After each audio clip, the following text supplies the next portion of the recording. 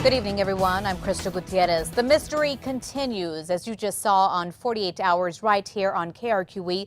The double murder case of Greg and Bernadette Olemacher is still capturing national intrigue. The trial against a man acquitted of killing them is done, but the story is not over yet.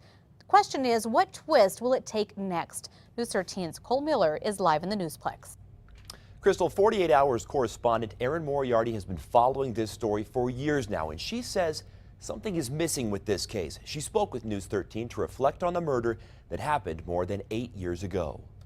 You have to admit, this is one of the oddest cases to come across our desks in ages. It's a case that starts way back in 2005. Greg and Bernadette Olemacher found murdered in their northwest Albuquerque home.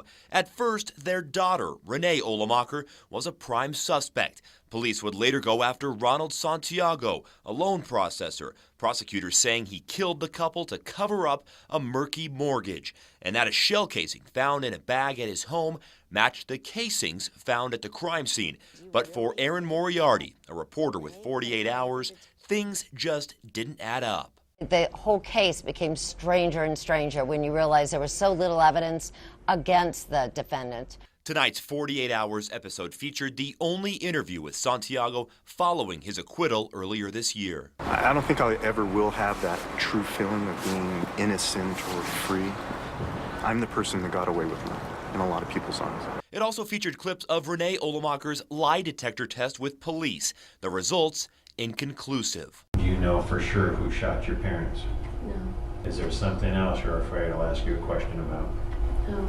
Moriarty, who's been with the news program since 1990, says the state didn't do much in the way of making a strong case. Certainly, I was expecting more to come out at the trial, and we didn't see that. When the month-long trial finally wrapped up in February, 8.5 years after the Olemachers were found dead, Santiago walked out of the courthouse a free man. Moriarty criticizes how the investigation played out. There definitely needs to be, I think, after watching a case like this, another look at how investigators actually collect evidence and document how they collect evidence, because I think that hurt the prosecution a great deal in this case. And with Santiago off the hook, along with Renee Olemacher, Moriarty can only offer up the following. There is some big piece of evidence missing. I don't know whether it's connected with Renee, connected with Ron Santiago, or someone we've never even heard of.